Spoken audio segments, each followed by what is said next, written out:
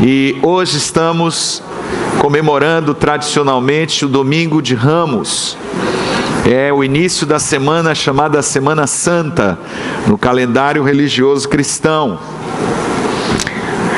Hoje nós estamos relembrando o dia em que Jesus, pouco antes da sua paixão e morte na cruz, entrou na cidade santa de Jerusalém, montado num jumentinho, e enquanto ele adentrava os portões da cidade, as pessoas da multidão aclamavam a Jesus como Rei de Israel e gritavam: Hosana, bendito o que vem em nome do Senhor, e colocavam peças do seu vestuário, mantos e também folhas de palmeira, que iam colocando na frente do cortejo, e Jesus passava por cima deles, montado nesse jumentinho, na chamada entrada triunfal de Jesus em Jerusalém. Esse é um momento tremendo do Evangelho. Portanto, essa semana é uma semana extremamente significativa para todos os cristãos no mundo inteiro, que celebram a Páscoa não como os judeus, mas com o entendimento de que a Páscoa para nós é Cristo, e a Páscoa para nós representa a morte de Jesus por nossos pecados, mas também a sua ressurreição gloriosa no domingo. Ao terceiro dia ele venceu a morte, ele ressuscitou para estar para sempre e eternamente reinando na glória celestial. E a Bíblia diz que ele breve voltará. O Messias que Israel aguarda como Messias que vai reinar no trono de Davi, virá outra vez, e na sua segunda vinda ele não virá mais como Cordeiro de Deus, ele virá como leão da tribo de Judá, para estabelecer o seu reino de justiça e paz por toda a eternidade. Os eventos que acompanham esta semana são muito dramáticos. Na quinta-feira à noite, Jesus está comemorando com seus discípulos. A semana da Páscoa eram 7 dias de celebração, segundo o rito judaico, o rito da lei de Moisés. Jesus está comemorando como judeu com seus discípulos, assentado à mesa, comendo com eles a ceia da Páscoa na quinta-feira à noite, e é quando acontece a última ceia, o último momento de Jesus com seus discípulos, e é também o momento da traição. Jesus, após cear, vai para o Monte das Oliveiras, para o Getsemane, e ali ele passa a noite em oração, e pela madrugada ele é preso e é levado para iniciar então o processo do seu julgamento, que vai culminar com a sua morte na cruz. Este acontecimento da morte de Jesus Cristo, a morte dolorosa do Senhor, tem sido descrito, tem sido estudado, tem sido narrado por muitos estudiosos. Existe um texto que eu gostaria de compartilhar com você, que fala sobre a crucificação do ponto de vista médico. É um texto de Truman Davis. Ele escreve o seguinte: lendo o livro de Jim Bishop, O Dia em que Cristo Morreu, eu percebi que durante vários anos eu tinha tornado a crucificação de Jesus mais ou menos sem valor. Havia crescido calos em meu coração sobre este horror, por não tratar seus detalhes de forma tão familiar, e pela amizade distante que eu tinha na época com o nosso Senhor Jesus Cristo. Eu finalmente havia percebido que, mesmo como médico, eu não entendia a verdadeira causa da morte de Jesus.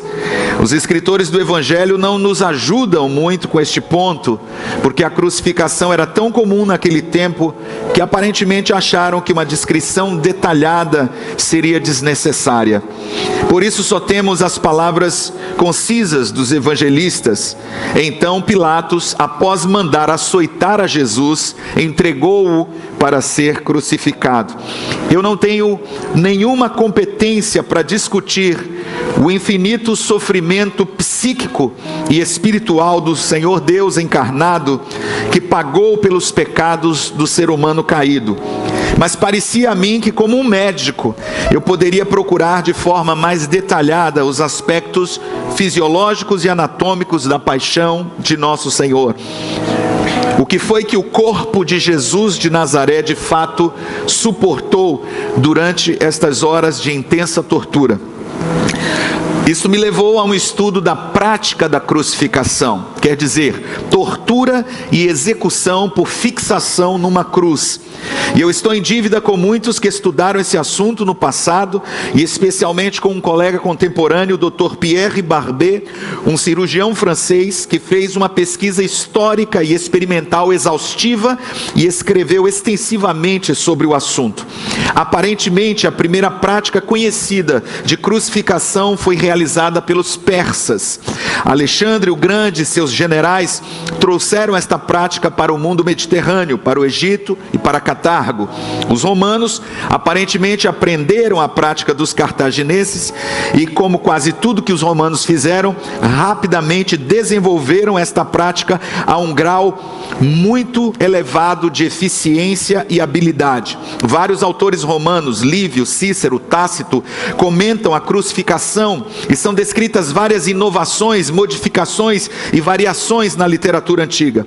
Por exemplo, a porção vertical da cruz, ou stips, poderia ter o braço que cruzava, o patibulum, fixado cerca de 1 metro debaixo do seu topo, como nós geralmente pensamos na cruz latina. A forma mais comum usada no dia de nosso Senhor Jesus, porém, era a cruz tal, formada com a letra T. Nessa cruz, o patibulum era fixado ao topo do stips. A evidência arqueológica que foi nesse tipo de cruz que Jesus foi crucificado. Sem qualquer prova histórica ou bíblica, pintores medievais e da Renascença nos deram um retrato de Cristo levando a cruz inteira. Mas o poste vertical, ou stips, geralmente era fixado permanentemente no chão, no local da execução.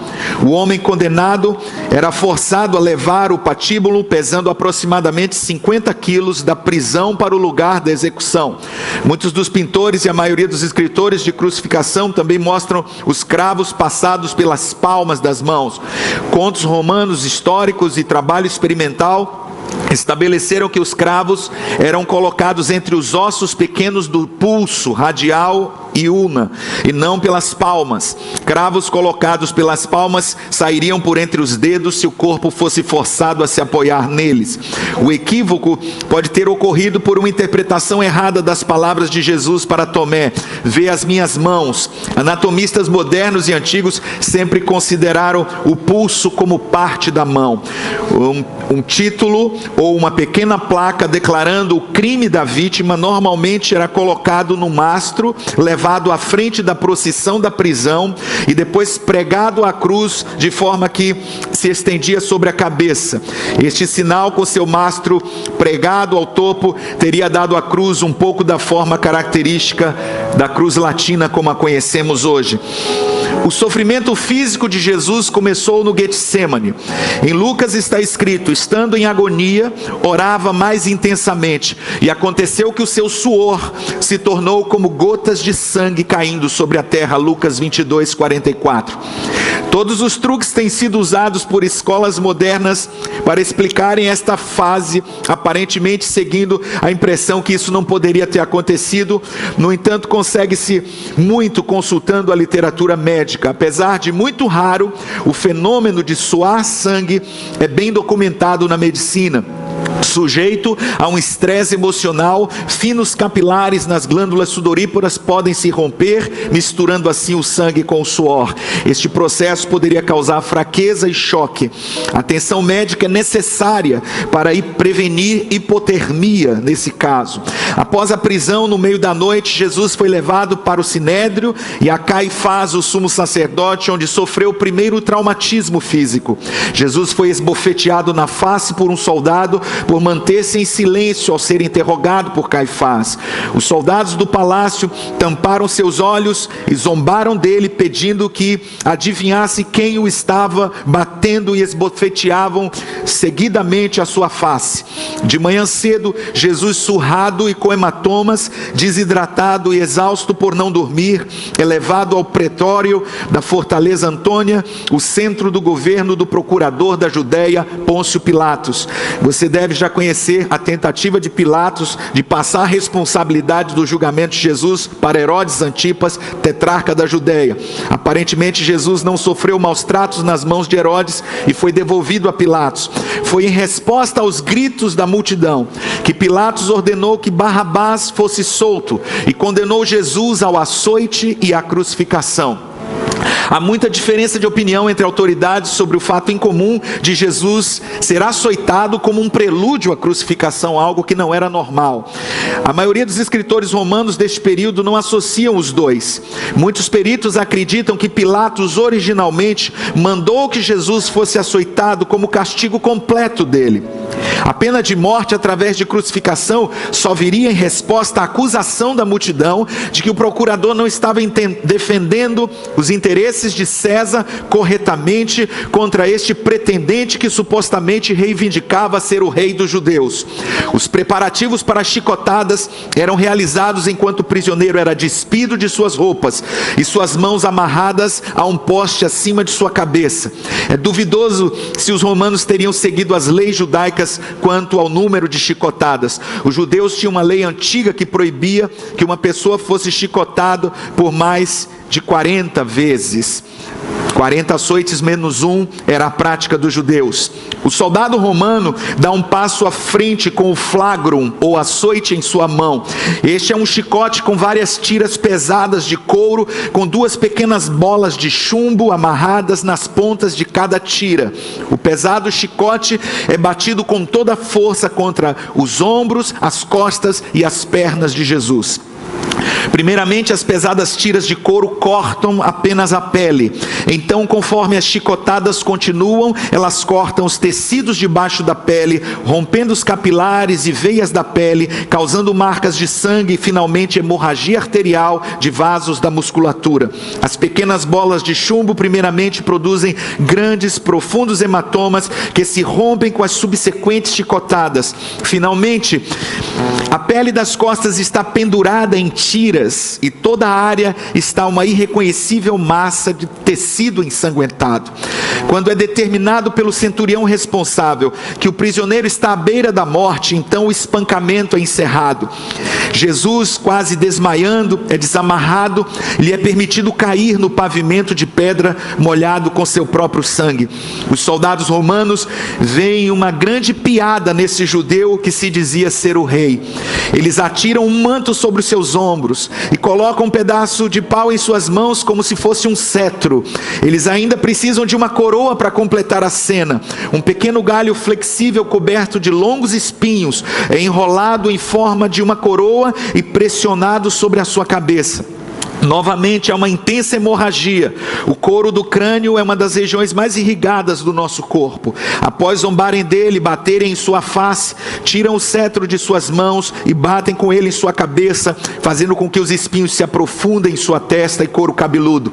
Finalmente, cansado de seu sádico esporte, o manto é retirado de suas costas. O manto que, por sua vez, já havia aderido ao sangue grudado nas feridas, como em uma descuidada remoção de uma atadura cirúrgica, sua retirada causa dor torturante. As feridas começam a sangrar como se ele estivesse apanhando outra vez. Em respeito ao costume dos judeus, os romanos devolvem a roupa de Jesus. A pesada barra horizontal da cruz é amarrada sobre seus ombros e a procissão do Cristo condenado, 2 ladrões e o destacamento dos soldados romanos para execução, encabeçado por um centurião, começa a vagarosa jornada pela via dolorosa até o Gólgota. Apesar do esforço de andar ereto, o peso da madeira somado ao choque produzido pela grande perda de sangue é demais para ele. Ele tropeça e cai. As lascas de madeira áspera rasgam a pele dilacerada e os músculos dos seus ombros. Ele tenta se levantar, mas os músculos humanos já chegaram ao seu limite. O centurião, ansioso para realizar a crucificação, escolhe um observador da multidão, um norte-africano chamado Simão, um sirineu, para carregar a cruz Jesus e ajudar a Jesus naquele momento. Jesus segue ainda sangrando com o suor frio do choque. A jornada de mais de 800 metros da Fortaleza Antônia até o Gólgota é então completada. O prisioneiro é despido, exceto por um pedaço de pano que era permitido no caso dos judeus. A crucificação começa. A Jesus é oferecido vinho com mirra, um leve analgésico. Ele se recusa a beber. Simão é ordenado a colocar a barra no chão e Jesus é rapidamente jogado de costas com seus ombros contra a madeira. O legionário procura a depressão entre o osso de seu pulso. Ele bate com um pesado cravo de ferro quadrado que traspassa o pulso de Jesus, entrando na madeira. Rapidamente ele se move para o outro lado, repete a mesma ação, tomando cuidado de não esticar os ombros demais para possibilitar alguma flexão e movimento. A barra da cruz é então levantada e colocada em cima do poste, e sobre o topo é pregada a inscrição onde se lê: Jesus de Nazaré, Rei dos Judeus. O pé esquerdo agora é empurrado para trás contra o pé direito, e com ambos os pés estendidos, os dedos dos pés para baixo, um cravo é batido através deles, deixando os joelhos dobrados moderadamente. A vítima agora está crucificada. Enquanto ele cai para baixo aos poucos, com mais peso nos cravos, nos pulsos, a dor insuportável corre pelos dedos e para cima dos braços para explodir no cérebro. Os cravos nos pulsos estão pondo pressão nos nervos medianos. Quando ele se empurra para cima para evitar esse tormento de alongamento, ele coloca peso inteiro no cravo que perpassa os seus pés. Novamente a agonia queimando do cravo que rasga pelos nervos entre os ossos dos pés. Neste ponto, outro fenômeno ocorre. Enquanto os braços se cansam, grandes ondas de cãibras percorrem seus músculos, causando intensa dor. Com essas cãibras vem a dificuldade de empurrar-se para cima. Pendurado por seus braços, os músculos peitorais ficam paralisados e os músculos intercostais incapazes de agir. O ar pode ser aspirado pelos pulmões, mas não pode ser expirado. Jesus luta para se levantar a fim de fazer uma respiração completa. Finalmente, dióxido de carbono é acumulado nos pulmões e no sangue, e as cãibras diminuem. Esporadicamente ele é capaz de se levantar e expirar e inspirar o oxigênio vital. Sem dúvida foi durante esse período que Jesus conseguiu falar as 7 frases que estão registradas nos evangelhos. As 7 palavras que Jesus falou pouco antes da sua morte. Jesus, olhando para os soldados romanos lançando sorte sobre as suas vestes, disse: Pai, perdoa-lhes porque não sabem o que fazem. Lucas 23:34. Ao ladrão arrependido, Jesus disse: em verdade te digo que hoje mesmo estarás comigo no paraíso. Lucas 23:43.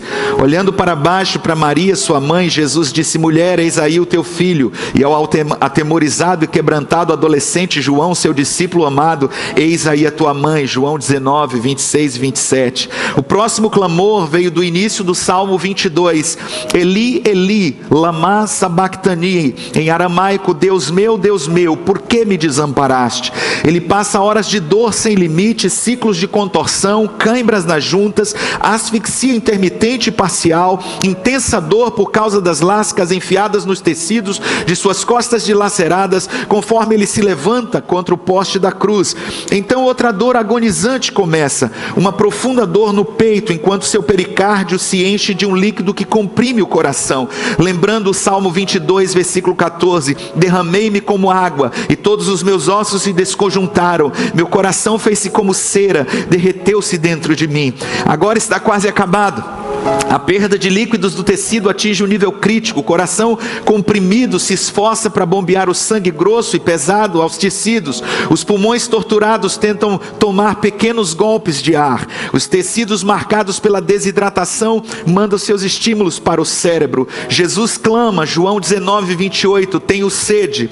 Lembramos outro versículo do profético Salmo 122, secou-se o meu vigor como um caco de barro, a língua se me apega ao céu da boca. boca, assim me deitas no pó da morte. Uma esponja molhada em posca, o vinho azedo, que era a bebida dos soldados romanos, é levantado aos seus lábios. Ele aparentemente não toma este líquido. O corpo de Jesus chega ao extremo, ele pode sentir o calafrio da morte passando sobre o seu corpo. Este acontecimento traz as suas últimas palavras, o último brado de Jesus antes de expirar: está consumado. João 19:30, tetelestai, a sua missão de sacrifício está concluída. Finalmente ele pode permitir ao seu corpo físico morrer com um último esforço. Mais uma vez ele pressiona o seu peso sobre os pés contra o cravo, estica suas pernas, respira fundo e grita o seu último clamor: Pai, em tuas mãos entrego o meu espírito. Lucas 23:46. O resto você já sabe. Para não profanar a Páscoa, os judeus pediam para que os réus fossem despachados e removidos das cruzes. O método comum de terminar uma crucificação era por crucificatura, quebrando os ossos das pernas. Isso impedia que a vítima se levantasse, e assim eles não podiam aliviar a tensão dos músculos do peito e logo sufocavam. As pernas dos 2 ladrões foram quebradas, mas quando os soldados chegaram a Jesus, viram que não era mais necessário. Aparentemente, para ter certeza da morte, um soldado traspassou a sua lança entre o 5º espaço das costelas, enfiado para cima em direção ao pericárdio até o coração. O versículo 34 do capítulo 19 do Evangelho de João declara: imediatamente verteu sangue e água. Era a saída do fluido do saco que recobre o coração e o sangue do interior do coração. Nós, portanto, concluímos que o nosso Senhor Jesus morreu não de asfixia, mas de um infarto do coração causado por choque e constrição do coração por fluidos no pericárdio. Assim tivemos nosso olhar rápido, inclusive a evidência médica daquela epítome de maldade que o ser humano exibiu para com o Filho do Homem e o Filho de Deus. Foi uma visão terrível e mais que suficiente para nos deixar desesperados e deprimidos. Como poderíamos ser suficientemente agradecidos a Deus, já que temos no Evangelho o grande capítulo subsequente da clemência infinita de Deus para com o ser humano, o milagre da expiação e a expectativa da manhã triunfante no domingo da Páscoa. C. Truman Davis. Eu gostaria de me concentrar nessa semana de Páscoa nas 7 frases que Jesus falou na cruz, subdivididas em 2 blocos de mensagens, em 2 mensagens que ministraremos hoje e no próximo domingo, se Deus permitir. Porque na verdade, quando Jesus pronunciou os seus ditos, os famosos ditos da cruz, ele os pronunciou primeiro na parte da manhã, das 9 da manhã até o meio-dia. Ele falou 3 frases, estão registradas no Evangelho durante a sua agonia de morte. E depois do meio-dia algo estranho acontece. As trevas cobrem a terra, as nuvens chegam, o ambiente muda. E entre o meio-dia e as 3 da tarde, a hora do sacrifício do Cordeiro da antiga aliança, exatamente o momento em que Jesus é imolado, ele morre na cruz, Jesus fala as outras 4 frases.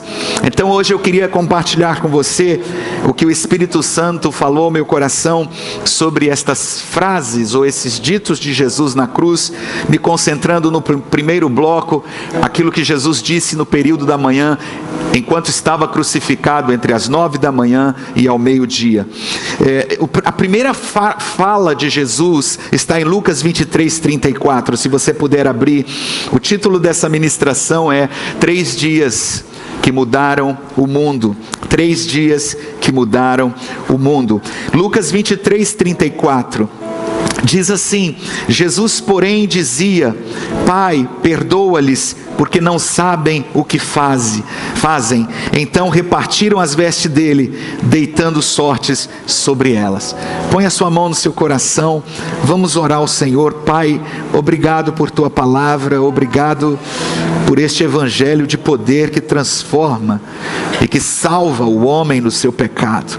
Obrigado por esta semana tão especial, quando como cristãos, nos lembramos do maior e mais importante sacrifício que já aconteceu na história da humanidade. Obrigado por Jesus, nosso amado Salvador. A Ele toda a honra, toda a glória e todo o louvor. Fala conosco nesta palavra, ensina-nos.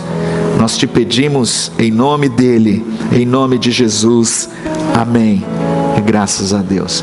O que me chama a atenção nas primeiras falas, as primeiras palavras de Jesus, na primeira fala dele, é que ele está ali, diante de tudo aquilo, de tanta dor, de tanta agonia, de tanto sofrimento físico, emocional.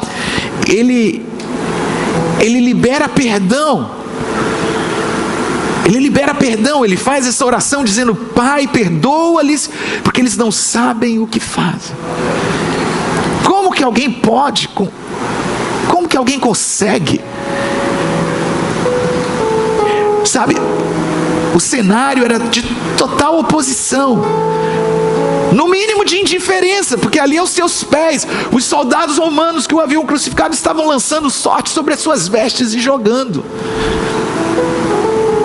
E Jesus abre a sua boca e faz uma oração, e ele diz: Pai, perdoa-lhes, porque eles não sabem o que fazem.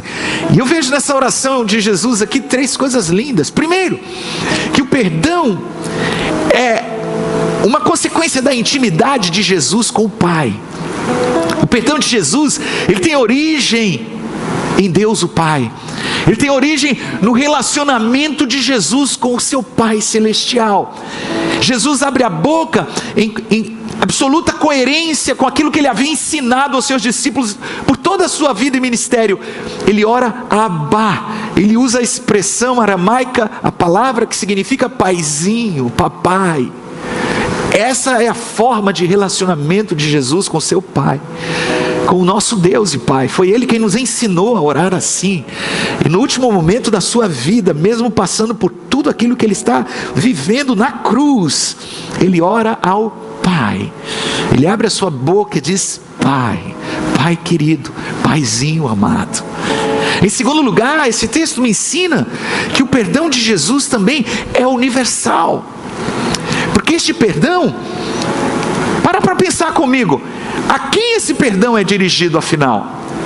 A quem Jesus está dirigindo o seu perdão na cruz? Por quem ele está orando? Por quem ele está intercedendo? Jesus passando por essa dor, a gente imagina que no momento da agonia ele falasse palavras de desespero, até de raiva. Eu não sei, como ser humano, diante de tudo que ele está enfrentando, mas ele faz uma oração de perdão. A primeira coisa que Jesus fala na cruz é: eu libero perdão. Para quem? Para os soldados romanos que o haviam torturado, maltratado, crucificado, para as autoridades religiosas que estavam ali impertinentes, aguardando a morte dele, porque era o que queriam desde o início do seu ministério, queriam matá-lo, e agora haviam conseguido finalmente exterminá-lo, tirá-lo da cena, estavam ali aguardando esse momento. Será que a multidão ensandecida que gritou Barrabás, mesmo depois de no domingo de Ramos ter aclamado Jesus como Messias, como Rei de Israel, a mesma multidão pede Barrabás em troca? Será que o perdão de Jesus está sendo dirigido aos seus discípulos que o haviam abandonado, a Judas que o havia traído? Será que Jesus faz essa oração liberando perdão para Herodes, para Pilatos, para as autoridades que o julgaram injustamente e o condenaram injustamente, tendo o poder para soltá-lo? Ou será que este perdão é dirigido, na verdade, a todos nós, a toda a humanidade? Há muita culpa nesse texto. Há uma culpa universal. A Bíblia faz questão de deixar claro isto, que todos nós fomos cúmplices pela morte dele.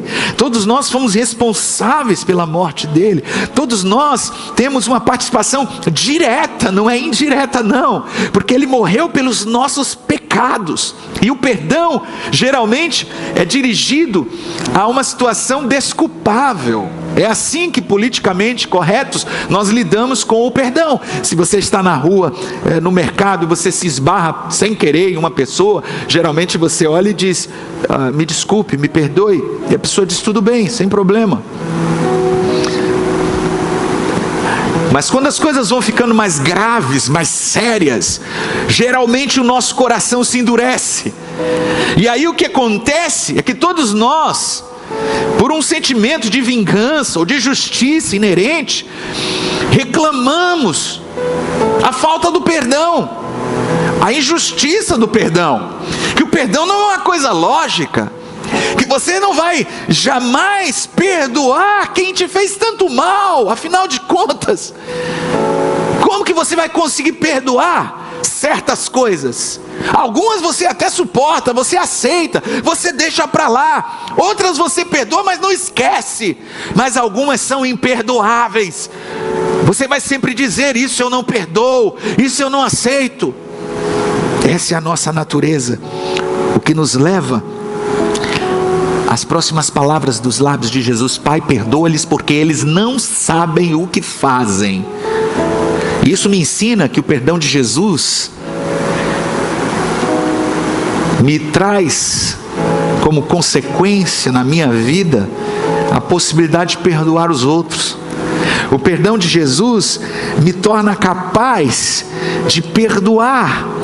O perdão de Jesus na cruz, pela forma tão maravilhosa como ele me alcança em minha culpabilidade imperdoável, me dá a capacidade agora de compreender o meu próximo e saber que eu sou devedor não somente a Deus deste perdão, mas também daqueles que estão ao meu redor. Será que os soldados romanos não sabiam o que estavam fazendo? Pai, perdoa-lhes porque eles não sabem o que fazem. Será que os líderes religiosos não sabiam o que estavam fazendo? Pai, perdoa-lhes porque eles não sabem o que fazem. Será que a multidão que estava ali zombando, escarnecendo, blasfemando: desce da cruz, tu és o Filho de Deus, não sabia o que estavam fazendo? Pai, perdoa-lhes porque eles não sabem o que fazem. Será que nós, quando pecamos, não sabíamos o que estávamos fazendo? Como que nós podemos entender essa oração de Jesus: perdoa-lhes porque eles não sabem o que fazem? A respeito de que ignorância Jesus está falando nesta oração? Porque afinal de contas, todos carregam alguma responsabilidade por suas ações. Será que nós mesmos somos ignorantes da extensão do nosso pecado, do dano do nosso pecado? Mas ouça, uma vez que nós compreendemos isto, quão gravíssimo é o meu pecado aos olhos de Deus, quão imperdoável é o meu pecado aos olhos de um Deus santo, quão inadmissível é o meu pecado diante da justiça estampada de Deus na cruz.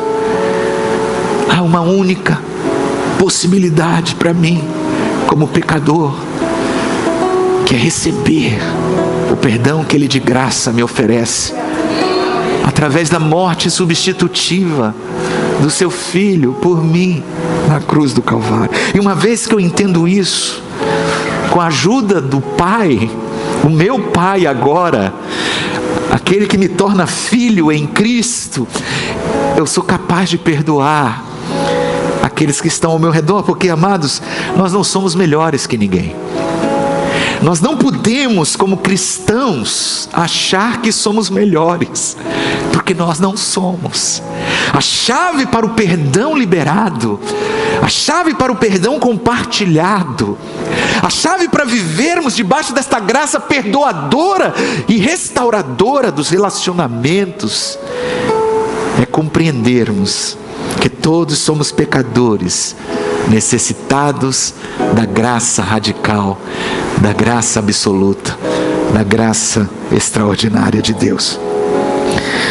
A segunda frase de Jesus está em Lucas 23:43. Depois de fazer essa oração, não sabemos quanto tempo leva entre uma frase e outra, temos um período de aproximadamente 3 horas. Jesus olha para um daqueles salteadores, um daqueles ladrões, um daqueles criminosos, está crucificado com ele, uma à sua direita, outra à esquerda, os dois estão falando, e Jesus diz para um deles: em verdade te digo que hoje estarás comigo no paraíso.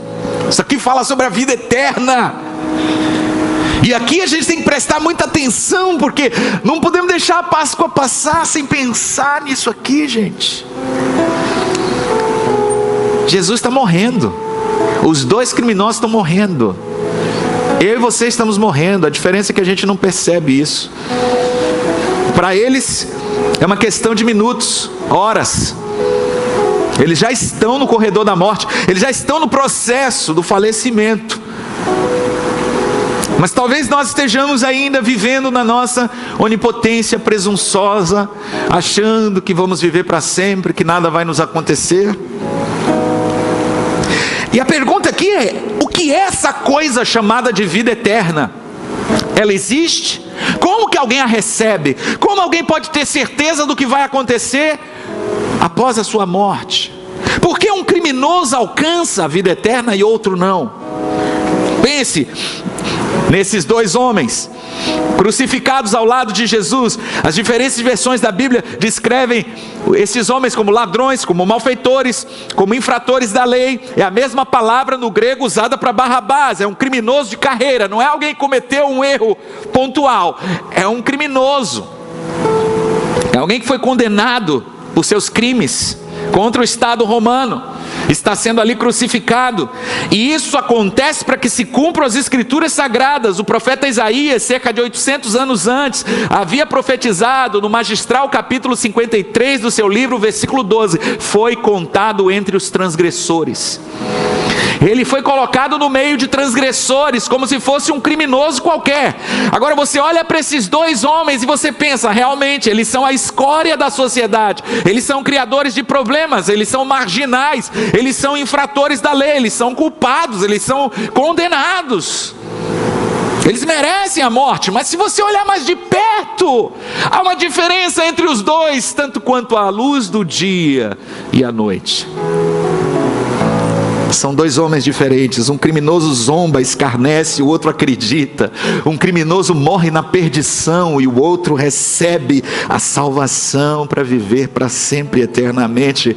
O apóstolo Paulo escreveria mais tarde em 1 Coríntios 1,18: porque a palavra da cruz é deveras loucura para os que perecem, mas para nós que somos salvos é o poder de Deus. Como que alguém entra na vida eterna? Primeiro, admita o seu pecado. É o que este homem faz. Lucas 23:39 diz que um dos malfeitores estava pendurado, blasfemava dele, dizendo: não és tu o Cristo? Salva-te a ti mesmo e a nós. Respondendo, porém, o outro repreendia-o, dizendo: nem ao menos temes a Deus, estando na mesma condenação, e nós na verdade com justiça, porque recebemos o que os nossos feitos merecem, mas este nenhum mal fez. Para ganhar a vida eterna, você precisa, em primeiro lugar, morrer para o seu orgulho. Para ganhar a vida eterna, para ter certeza da salvação, você precisa admitir o seu pecado. Você precisa reconhecer que você é uma pessoa confusa, que você é uma pessoa perdida, que você é uma pessoa que pisou na bola, que você bagunçou, que você fez coisa errada. Você não apenas peca, você é pecador. É alguém que está em rebelião contra Deus, alguém que quer viver independente de Deus, alguém que quer fazer a sua vontade sem reconhecer a vontade de Deus, porque o reino de Deus é o governo de Deus, e todo pecado se origina no orgulho. Portanto, se você quer a vida eterna, você tem que se arrepender dos seus pecados, você tem que reconhecer humildemente que você está perdido.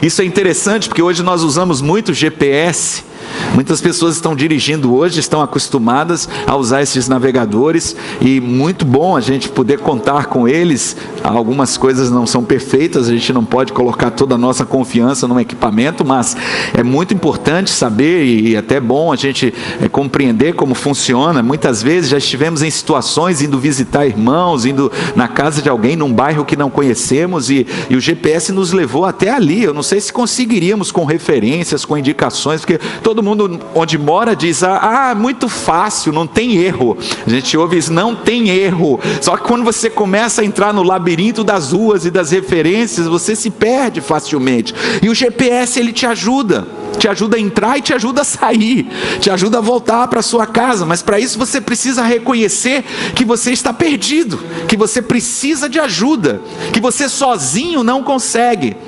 Quando não tinha GPS era mais complicado ainda, porque a gente tinha que parar e perguntar, e para os homens isso é péssimo. O homem não gosta de admitir que está perdido, baixar o vídeo, dizer, meu amigo, como é que eu faço para chegar em tal lugar? Se tu não sabia, para que saiu de casa?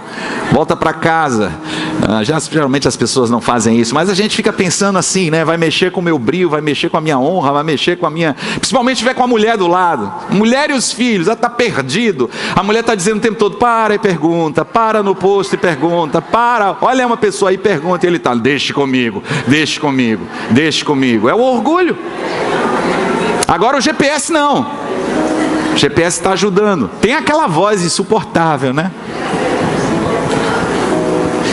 Mas admitir que eu estou errado, admitir que eu estou perdido, admitir que eu preciso de uma saída, admitir que eu não sei como fazer, é engolir o meu orgulho e pedir ajuda. Assim é com a vida eterna. Enquanto você permanecer aí na sua presunção, enquanto você permanecer na sua própria pecaminosidade, você não pode ser salvo.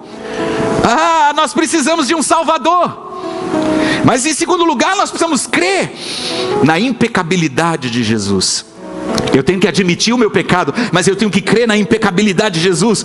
Assim que você compreende e reconhece a sua própria pecaminosidade, você precisa entender a impecabilidade de Jesus e crer que Ele foi contado entre os transgressores, mas Ele não fez nada de errado. O ladrão arrependido, ele disse bem no versículo 41, nós, na verdade, com justiça, porque recebemos o que os nossos feitos merecem, mas este nenhum mal fez. A impecabilidade de Jesus é um ponto muito tremendo da fé evangélica, daquilo que a gente acredita como sacrifício de propiciação pelos nossos pecados, um cordeiro santo e imaculado, que vai verter um sangue puro e inocente para nos justificar da condenação eterna. Isso é a fé do evangelho, e nessa hora as pessoas estremecem. Se você disser Jesus foi um grande sábio, concordo. Jesus foi um grande profeta, concordo. Jesus foi um espírito iluminado, concordo. Jesus não teve pecado, opa. Jesus nunca pecou, ai. Jesus era perfeito, Jesus é Deus,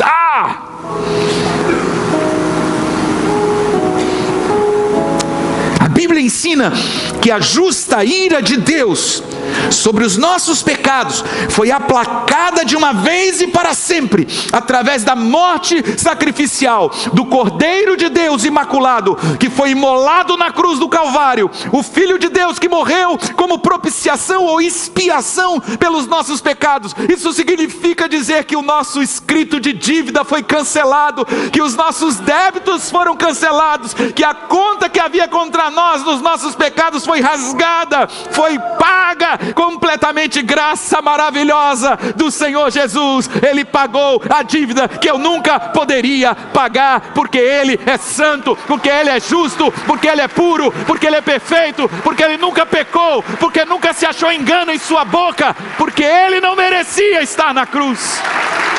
O castigo que nos traz a paz estava sobre Ele, e pelas suas chagas fomos curados, fomos sarados.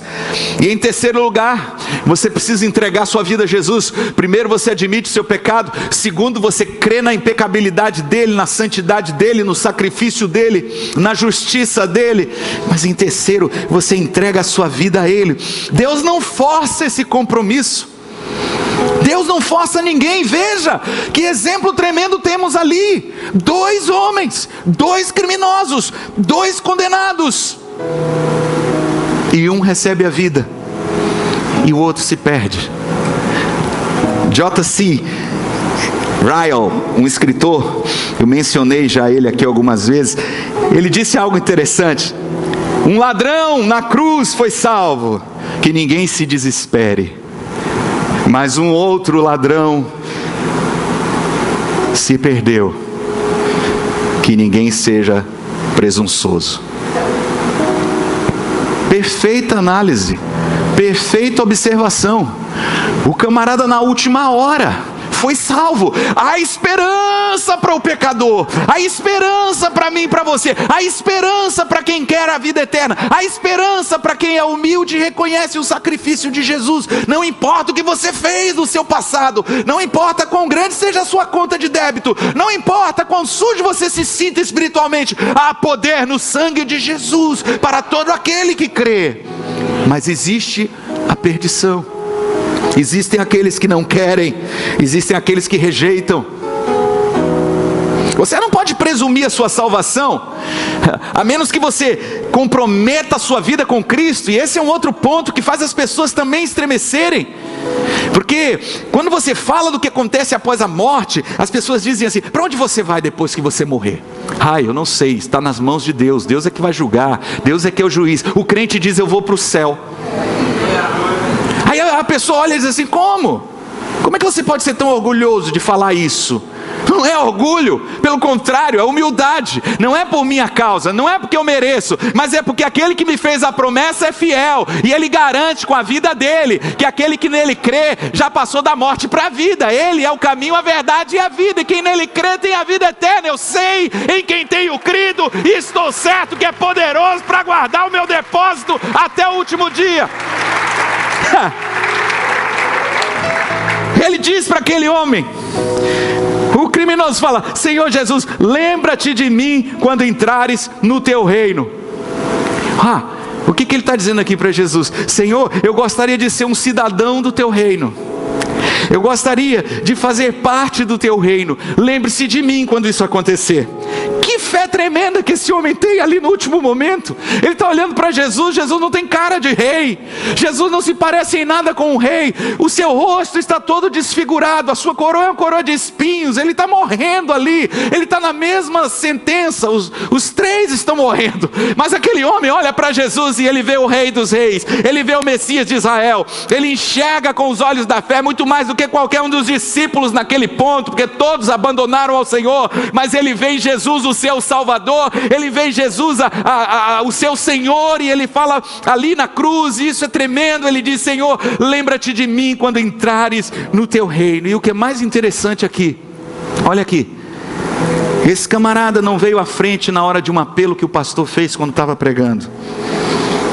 Ele não foi batizado nas águas, ele não falou em línguas, ele não frequentou uma classe de preparação para batismo, ele não foi a nenhuma igreja, fazer parte de uma igreja, não tomou santa ceia, não deu dízimos e ofertas, nunca frequentou a escola bíblica dominical, não foi a um culto sequer da igreja, não se envolveu com nenhum ministério, com nenhum serviço, com nenhum trabalho no reino de Deus, e foi salvo. Não me entenda mal, não significa dizer que essas coisas não são importantes, porque alguns vão querer usar isso como um argumento falacioso. Mas o ladrão da cruz não se batizou, mas o ladrão da cruz não frequentou a igreja, mas o ladrão da cruz nunca deu dízimo e oferta, mas o ladrão da cruz nunca fez serviço nenhum para Deus, então eu vou te prender numa cruz. A gente precisa ser lógico, né? Lógica é lógica, né? Lógica é simples. Eu tô entendendo o seu argumento e eu estou chegando à conclusão lógica. A conclusão lógica do que você está dizendo é que você também está crucificado, morrendo, e por isso você não vai se batizar, por isso você não vai frequentar uma igreja, por isso você não vai servir, por isso você não vai se envolver, porque você está morrendo e está crucificado. Eu entendo que pessoas que estão nessa situação terminal não não precisam de nada disso para serem salvas. O que esse texto está me ensinando é que a vida eterna não depende de nada que eu fiz ou que eu possa fazer, porque tudo depende unicamente daquilo que Jesus fez por nós. Isto é a garantia que eu e você temos com respeito à vida eterna. Não vem das obras para que nenhum de nós se glorie, vem da graça de Deus que nos alcançou e vem da nossa fé naquilo que Ele realizou por nós na cruz do Calvário. Tudo que eu e você precisamos fazer é receber a vida eterna, é receber Jesus como Salvador, é receber Jesus como Senhor da nossa vida. E baseado nessa resposta de Jesus, tão imediata, tão simples, tão rápida, tão objetiva: hoje mesmo estarás comigo no paraíso. Eu fico maravilhado com, talvez dos 7 ditos de Jesus, esse para mim, eu já disse isso, é o mais extraordinário. Jesus não perde a oportunidade de salvar uma vida. Até o final. Ele está morrendo, ele está agonizando. Ele ouve o que aquele camarada fala, ele ouve o outro zombando. Os dois estão falando. Um está zombando. E aquele lá diz para ele: Senhor, lembra-te de mim quando entrares no teu reino. Hoje mesmo estarás comigo no paraíso. Essa é a resposta de Jesus, que fala sobre a vida eterna. Primeiro, a vida eterna é imediata. Não tem sono da alma aqui. Não tem sono da alma aqui. Tu vai dormir, vai descansar. No dia da ressurreição eu venho te salvar. Não, é hoje. Hoje, ausente no corpo, presente com o Senhor. Segundo aos Coríntios 5:8, que Paulo falou a respeito da morte. Quando você morre, você deixa essa vida e acorda na próxima. Simples assim. Imediato assim. É o que Jesus está dizendo: hoje mesmo estarás comigo no paraíso. Um pai explicou isso ao seu filho, dizendo o seguinte: sabe quando nós chegamos tarde em casa, de uma viagem, de um passeio, e você cai no sono no caminho, quando você vem no carro? Eu carrego você para o seu quarto, enquanto você está dormindo, boto você na sua cama, e quando você acorda de manhã, você está em casa, seguro, tranquilo, na sua própria cama. É assim que o céu vai ser. Nós vamos dormir nesta vida e acordar sabendo que estamos em casa. É isso. Bem simples, bem objetivo, bem direto, bem prático. Quantos creem? Amém. Tem muita coisa louca por aí que o povo fala, mas Jesus abriu a sua boca momentos antes de morrer e disse para aquele condenado: hoje mesmo estarás comigo no paraíso. Estarás comigo. A vida eterna é relacionamento, é intimidade com Deus, sabe? Hoje mesmo tu vai para o céu. Não, hoje você vai estar comigo. O céu não é só um lugar. O céu é um ambiente de intimidade, de relacionamento com o desejado das nossas almas. É andar com Jesus na eternidade, é conhecer a Cristo na eternidade e prosseguir em conhecê-lo, porque as suas riquezas são inesgotáveis. O céu não é estático, o céu não é chato, o céu não é só anjinhos cantando, o céu não é tedioso, o céu é maravilhoso, o céu é inexplicável, o céu é indescritível, o céu é extraordinário, é algo que não podemos falar, que não há termo de comparação com nada nessa vida. Nós achamos nessa vida tantas coisas deliciosas, tantas coisas prazerosas, tantas coisas tão lindas, mas o céu é muito melhor. Diga para a pessoa que está do teu lado: o céu é muito melhor. Aleluia, aleluia. É imediato, é íntimo e é também maravilhoso. Hoje mesmo estarás comigo no paraíso. A palavra que Jesus usa aqui, também aramaica, paraíso, descreve aquilo que era a representação do Éden, do jardim do Éden no Antigo Testamento. Paraíso. Alguns vão querer discutir que há diferença entre céu e paraíso. Meu irmão, paraíso é paraíso. Pelo amor de Deus. Por que tanta especulação? Por que tanta confusão em algo tão simples? O céu nos traz de volta para aquela serenidade, para aquela tranquilidade, para aquele estado de inocência original que Adão e Eva desfrutaram no jardim de delícias, na presença de Deus eternamente. Isso é o céu para mim. Hoje mesmo estarás comigo no paraíso. E a terceira fala de Jesus na manhã da sua crucificação está em João 19, 26 e 27, para a gente concluir. O texto diz assim: ora, Jesus, vendo ali sua mãe ao lado dela, o discípulo a quem ele amava, disse à sua mãe: mulher, eis aí o teu filho. Disse ao seu discípulo: eis aí a tua mãe. Desde aquela hora o discípulo a recebeu em sua casa. Então deixa eu repassar isso aqui com você. Entre as 9 da manhã e o meio-dia da sexta-feira da paixão, Jesus está na cruz, Jesus está agonizando, e Ele está falando algumas coisas num intervalo de tempo que obviamente depende da sua capacidade de respirar, de estar consciente e de falar alguma coisa ao ponto que aqueles que estão ali embaixo pudessem ter ouvido e registrado os seus ditos da cruz. A maioria dos seus discípulos se espalhou com medo, fugiram, mas um certo número de mulheres, graças a Deus pelas mulheres, elas estavam ali até o fim, estavam dando suporte ao ministério de Jesus por toda a sua vida e estavam ali no fim. E com elas estava Maria, a mãe de Jesus. Ela agora é uma senhora de quase 50 anos de idade, é viúva, José já havia falecido. E Jesus está numa situação complicada, porque ele está ali vendo a sua mãe. E deve ter sido muito difícil. Imaginemos a dor do coração de Maria ao ver ali o seu filho primogênito sendo executado brutalmente diante dos seus olhos. Quanta coisa passou na cabeça daquela mulher, que mãe é mãe. Só quem é mãe sabe. Desde pequenininho, todas as experiências que viveu com ele, vivendo agora o seu filho pagando um preço tão alto por algo que ela não podia nem sequer compreender. E em meio a essa agonia, Jesus olha para ela e percebe que ela está ali ao lado do seu discípulo muito querido, João. E ao invés de pensar em si mesmo, que seria natural do ser humano naquele momento, Jesus considera as necessidades da sua mãe.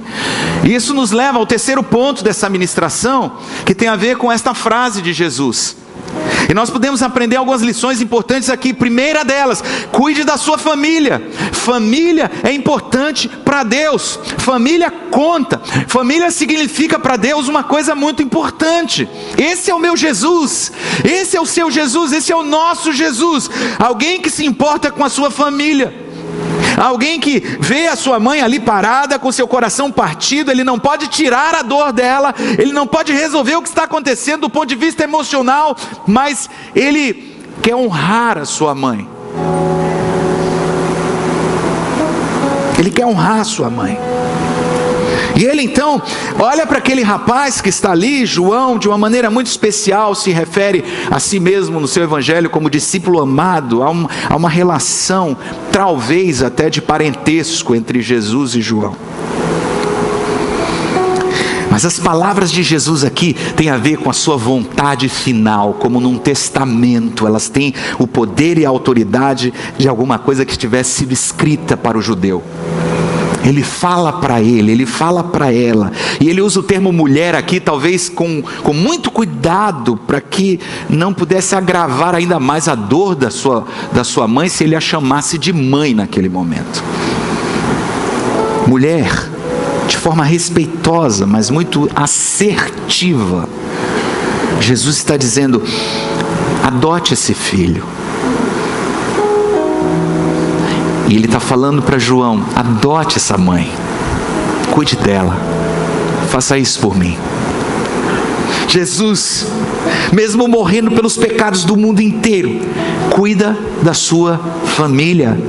Ser cristão significa amar a família, cuidar da família, zelar pela família. Ser discípulo de Cristo é perceber um Deus que até na última hora, no último momento, se importa com a família. Por mais que o mundo deteste a família, por mais que o mundo esteja escarnecendo da família, para Deus, família importa, família conta. Cuide da sua família, cuide da sua casa. Essa é a mensagem da Páscoa, essa é a mensagem do Cristo que está crucificado e que no último instante volta o seu olhar cuidadoso e amoroso para a sua mãe. Cuide da sua família. Cuide, em segundo lugar, da sua família espiritual. Envolva-se com a igreja, envolva-se com os irmãos, ame a igreja de Jesus, porque embora João e Jesus pudessem ter algum tipo de relacionamento que não está claro do ponto de vista biológico, o mais importante aqui é que eles estavam relacionados espiritualmente. Jesus era o mestre, Jesus era o rabino, Jesus era o professor e João era o aluno, o discípulo, o seguidor. Jesus era o Senhor e João era o servo obediente. E como João mesmo registrou em seu evangelho, muitos anos depois, ele usa a palavra discípulo amado. Ele se identifica como discípulo, como seguidor, como aprendiz de Jesus. E quando Jesus coloca esta relação entre João e Maria, mãe de Jesus, naquele momento, ele não está só lidando com uma questão de família, mas ele está lidando também com uma questão que tem a ver com a sua igreja. Os seus 12 discípulos vão se multiplicar exponencialmente. Após a sua exaltação, 120 deles reunidos no dia de Pentecostes recebem o poder do Espírito Santo e rapidamente se multiplicam em 3.000, 5.000, e o evangelho se espalha entre as nações. Mas é importante saber que quando você se torna um crente, quando você se torna um cristão, você não une sua vida apenas a Cristo, mas a muitos milhares e milhões de irmãos em Cristo que você tem agora e que fazem parte da sua família espiritual, a família de Deus. O que está acontecendo nos nossos dias é que as pessoas não querem se envolver com a igreja, e muitos estão arrumando desculpas esfarrapadas para expressarem a sua decepção, a sua amargura, o seu rancor para com a igreja. São os chamados desigrejados. Mas alguém disse certa vez: se você tem um problema com a igreja, é como se você estivesse dizendo: eu amo Jesus, mas eu detesto a sua esposa. Já pensou falarem isso? Bispo, olha, eu amo o senhor, mas eu detesto a bispa. Você acha que isso me agrada? Você acha que eu vou ficar feliz com isso? Você acha que eu vou receber essa palavra como? E é o que muitos estão fazendo. A igreja é mais que um edifício, é mais que um prédio, é mais que uma estrutura, é mais que uma instituição. A igreja é a família de Deus, ela é uma família espiritual.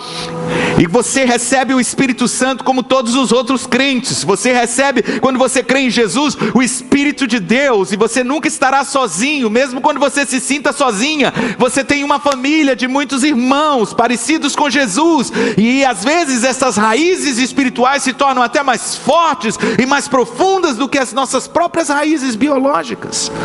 É impressionante como às vezes nos sentimos mais próximos da nossa família espiritual do que até mesmo da nossa família física.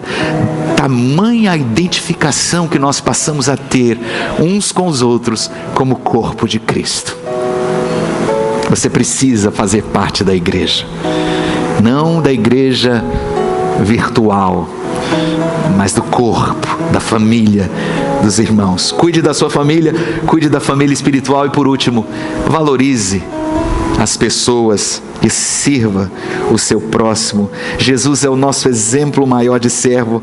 Ele disse aos seus discípulos uma vez: eu não vim para ser servido, mas para servir.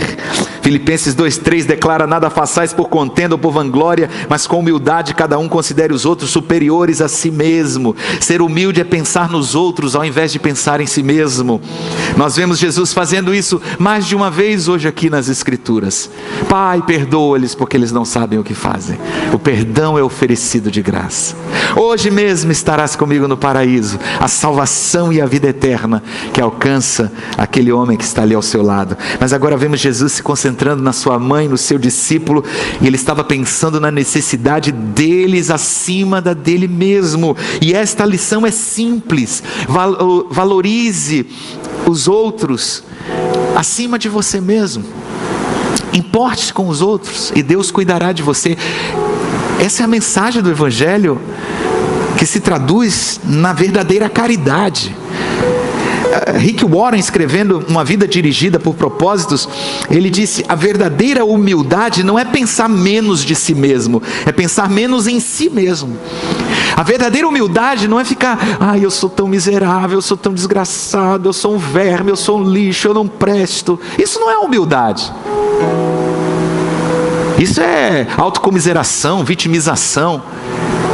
Verdadeira humildade não é pensar menos de si mesmo, é pensar menos em si mesmo, é pensar um pouco mais nos outros, é estar focado em atender as necessidades do seu próximo. Isso é a verdadeira humildade, isso é a verdadeira caridade. Jesus nos chama a cuidarmos da nossa família, a estarmos envolvidos com a família espiritual que é a sua igreja, e a valorizarmos e a servirmos os outros acima de nós mesmos, quando nós estivermos vivendo neste nível.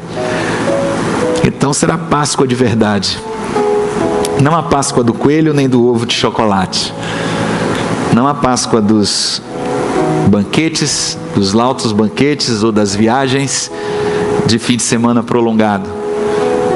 Nada contra, mas a verdadeira Páscoa, que está aqui sendo destilada em gotas de sangue, enquanto Jesus está morrendo, se esvaindo por mim e por você, e abrindo a sua boca e nos ensinando grandes e tremendas lições a respeito do evangelho prático, o evangelho do reino. Se você quer viver o verdadeiro evangelho, receba esta palavra em seu coração. De repente a escuridão cobriu a terra, os ventos começaram a soprar, raios e trovões rolaram pelo céu, e até o chão começou a estremecer. No próximo domingo, se Deus permitir, 4 outros ditos tremendos de Jesus, para completar essa ministração sobre 3 dias que mudaram o mundo. Que o Senhor libere esta semana sobre a sua vida uma unção maravilhosa, e que você tenha uma feliz Páscoa com todos os seus. Amém? Graça e paz, amados. Eu quero orar por você. Eu quero orar por você. Eu quero orar por você que está aqui nessa noite. Ouça, eu queria orar por você que está aqui nessa noite e que tem motivos para agradecer a Deus nessa campanha. Você que recebeu milagres, você que recebeu bênçãos, você que recebeu vitória, você que já tem alguma coisa para agradecer a Deus como resultado desta semana de jejum e oração, você que gostaria de expressar a sua gratidão a Deus por uma bênção, por uma graça, por um milagre que você alcançou. É muito comum nós convidarmos as pessoas para orarem por pedidos, por problemas, por coisas que elas estão passando, por lutas. Eu quero orar por você, mas eu gostaria de te dar a oportunidade hoje de agradecer. Se você está debaixo de uma bênção, de um milagre, na posse de uma vitória e quer agradecer a Deus, fique de pé onde você está. Eu gostaria de orar por você e com você, dando graças a Deus. Você que foi muito abençoado nessa campanha e que recebeu um milagre de Deus. Olha quanta gente. A gente não teria nem como ouvir o testemunho de cada um aqui, mas eu sei que com certeza Deus abriu os céus e muitos milagres foram desatados como resultado dessa campanha de jejum e oração. Muitos milagres mesmo, curas físicas, curas emocionais, conversões, restauração de relacionamentos, bênçãos na vida profissional, coisas tremendas que Deus fez na sua vida. Levante as suas mãos para os céus, deixe-me orar com você. Pai, em nome de Jesus, nós queremos te agradecer nessa noite, dar graças ao Senhor por tantas bênçãos maravilhosas que alcançamos como resultado desta campanha tremenda, esse jejum que trouxe grande revolução do Senhor ao nosso espírito, ao nosso homem interior. Pai, obrigado por esses amados que estão aqui com os corações cheios de gratidão, adorando e engrandecendo o nome do Senhor por todas as bênçãos que alcançaram. Deus, Tu és tremendo, Tu és digno de receber toda a nossa gratidão, toda a nossa adoração. Nós fazemos isto nesta hora como igreja, damos-te graças por Tuas maravilhas, por Teus grandes feitos, por bênçãos que nos alcançaram. Muito obrigado, Senhor. Em nome de Jesus, recebe a nossa gratidão. Em nome de Jesus, aplauda ao Senhor. Aleluia. Glória a Deus, glória a Deus. Diga glória a Deus, diga graças a Deus, graças a Deus, graças a Deus, graças a Deus, graças sejam dadas ao Senhor. Queira se assentar. Eu gostaria de orar também por você que está aqui nessa noite e que gostaria de entregar a sua vida a Jesus.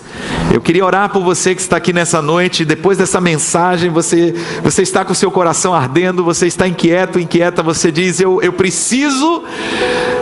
preciso receber esta vida eterna no meu coração. Eu não posso sair daqui hoje à noite sem receber Jesus como Senhor da minha vida. Eu quero orar por você que está aqui e que estava afastado dos caminhos do Senhor, você que por alguma razão se desviou dos caminhos do Senhor, você que por algum motivo se decepcionou com a igreja ou se afastou da comunhão, mas quer voltar, quer estar fazendo parte da vida da igreja, da vida no reino, da comunhão da família de Deus. Você quer entregar a sua vida hoje a Jesus e recebê-lo como seu único e suficiente Salvador. Eu quero pedir para você também, aí onde você está, ficar de pé, para que eu possa orar por você, em nome de Jesus. Fique de pé, se você nessa noite deseja confirmar a sua decisão por Jesus, se você quer entregar a sua vida a Jesus.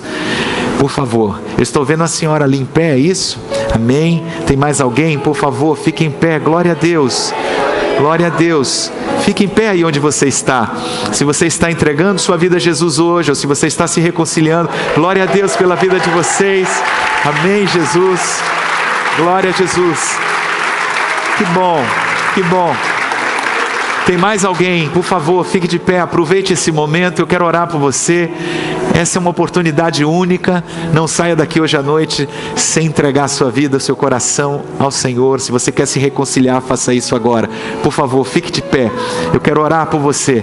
Se você está aí mais próximo, vamos estar orando com esses queridos, amém? Se você desejar durante a oração, fique de pé. Não vá embora sem tomar essa decisão.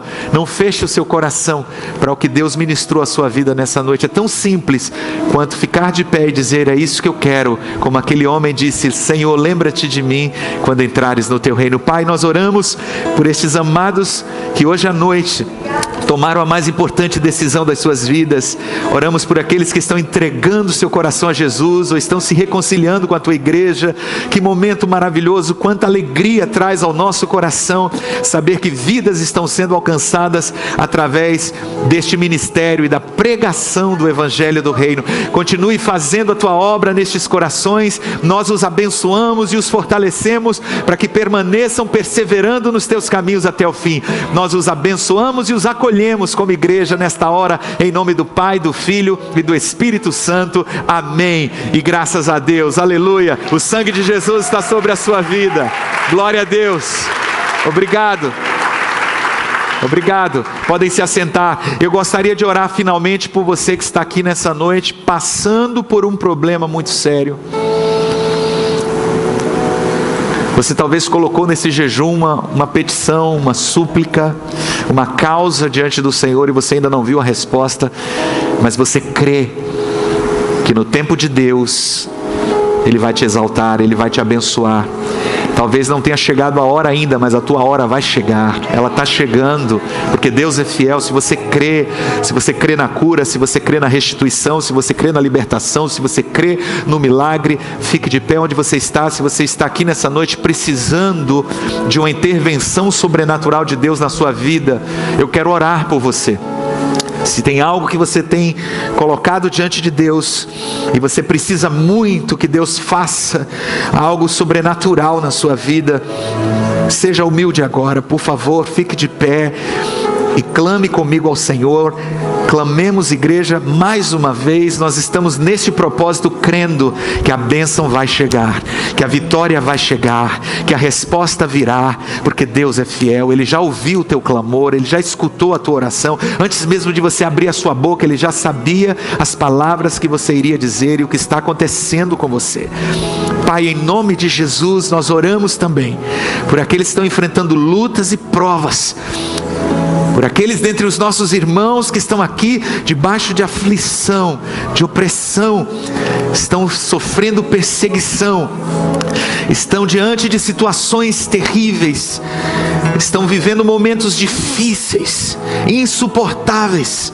Pai, nós oramos por saúde física, oramos por curas que sejam liberadas nessa noite, agora mesmo, Senhor, que a tua mão de poder toque este corpo físico e traga saúde aqui ou onde estiver, no leito da enfermidade. Nós declaramos saúde perfeita nesta hora, como igreja, na autoridade do nome de Jesus. Pai, nós liberamos saúde emocional, nós liberamos agora a quebra das maldições, a libertação espiritual. Nós declaramos vitória neste lugar, nós declaramos a tua prosperidade, a tua bênção, a tua restituição. Ó Deus das causas impossíveis, Deus das maravilhas, Deus El Shaddai Todo-Poderoso, estende a tua mão sobre esta vida.